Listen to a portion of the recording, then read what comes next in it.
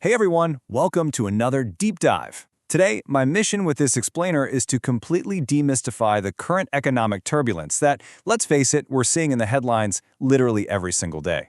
We're going to cut through all that noise, skip the panic, and use clear, structured facts to figure out exactly what's going on in the global economy right now, and more importantly, how it actually impacts you. Okay, let's dive into this, because right out of the gate, we're seeing some serious, high-stakes warnings from some of the biggest financial heavyweights in the world. Look at Larry Fink, CEO of BlackRock, literally one of the largest asset managers on the planet. He's been out there publicly warning about a potential recession. When people at that level start sounding the alarm, we really need to pay attention. But why exactly are they so worried? Well, the answer lies in one core concept. Financial crises do not start with panic. They just don't appear out of nowhere overnight. They start with pressure. When you're dealing with something as massive as the global economy, it doesn't just shatter all at once. It's more like a giant puzzle. It cracks slowly, flashing these really subtle warning signs that, honestly, most people either completely miss or just choose to ignore until it's way too late. So to understand how this whole domino effect is playing out right now, here's our roadmap for today's explainer. Number 1, the silent economic pressure. Number 2, the global oil supply shock. 3, inflation and the debt trap. 4, the Main Street squeeze. And finally, 5, profiting from the panic. Let's get into it. Starting with Section 1, the silent economic pressure. We really need to look at the invisible forces that trigger these massive breakdowns.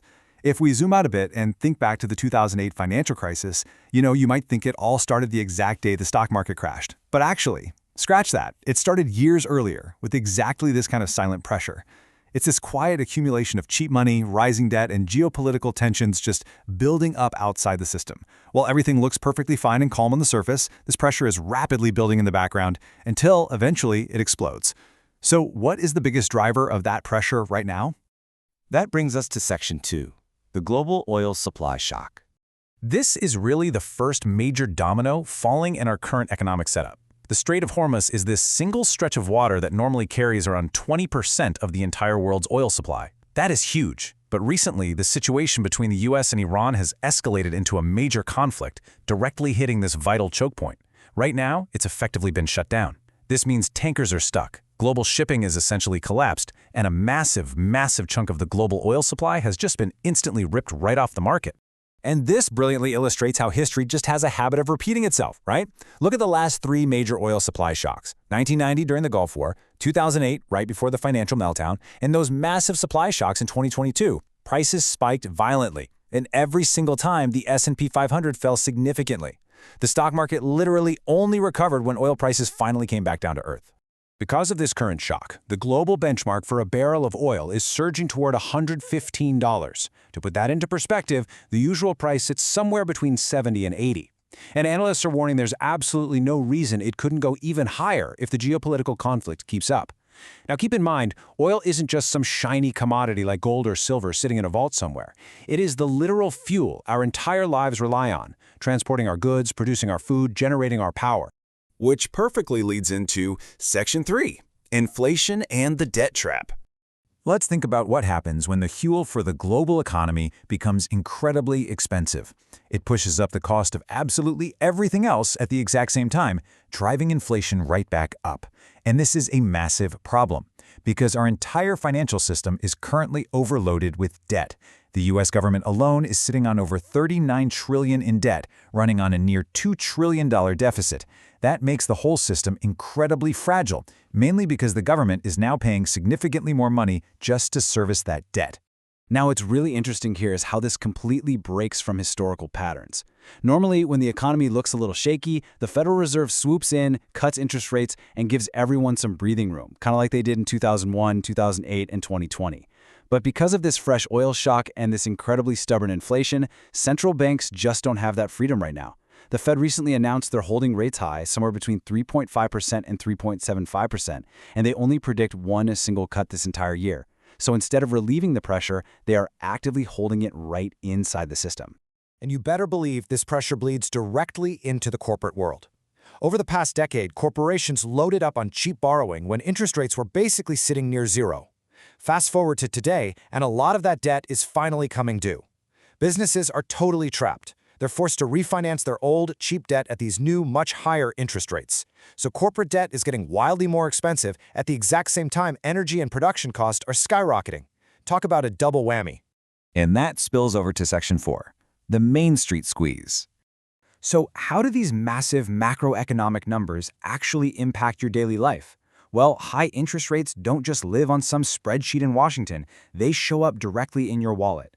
Buying a first home suddenly feels entirely out of reach. Mortgages jump, credit card debt spirals out of control, and becomes significantly more expensive to carry. Even financing a car goes from a manageable monthly payment to just a terrible financial decision. Essentially, borrowing money starts to feel like a punishment.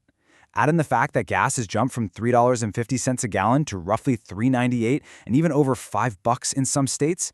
Millions of people are being forced to slowly adjust their lives downwards, driving less, eating out less, delaying major purchases. The squeeze is absolutely real. At this point, you might actually be asking yourself, hey, I don't even invest in the stock market, so why should I care? And hey, it's a very fair question. But here is the reality check. When markets fall, consumer confidence falls right along with them. People feel less wealthy, they get cautious, and they start second-guessing their spending. And guess what? When consumers spend less money, companies immediately start to behave in the exact same way. To prove this, let's look at the S&P Global Purchasing Managers Index, or PMI. This basically tracks if companies are growing or hiring. The latest number came in at 51.4. Now, while that is technically still growing, it is the slowest pace we've seen in almost a year. But the massive red flag here, private sector employment is actually contracting for the first time in over a year. Businesses are reacting to all this uncertainty and weaker demand by pulling back on hiring and getting incredibly defensive about their costs. They're protecting themselves, but unfortunately, it's at the expense of everyday people's livelihoods. And this is exactly why we're seeing these market corrections right now, with the Dow dropping around 10% from its high and the S&P 500 sitting about 9% below its record. You have to remember, the stock market is a giant forward-looking machine. These dips reflect real investors reacting early to the external pressure bleeding into the real economy. They aren't waiting for the economy to officially break, they are pricing in the squeeze right this very second. Which leads us to our final part, Section 5, Profiting from the Panic. Because here is the secret. In times of maximum uncertainty, there is maximum opportunity. When things get shaky, most people completely panic and sell everything. They just sit on cash waiting for things to feel safe again. But by the time it feels safe, the opportunity is long gone. So the crucial point is this. Experienced investors do 4 specific things instead. Number 1, they build online side hustles to take control of their income so they aren't totally reliant on a single corporate paycheck. 2, they keep cash ready, not out of fear, but for flexibility. 3, they stay invested, knowing you just can't perfectly time the market.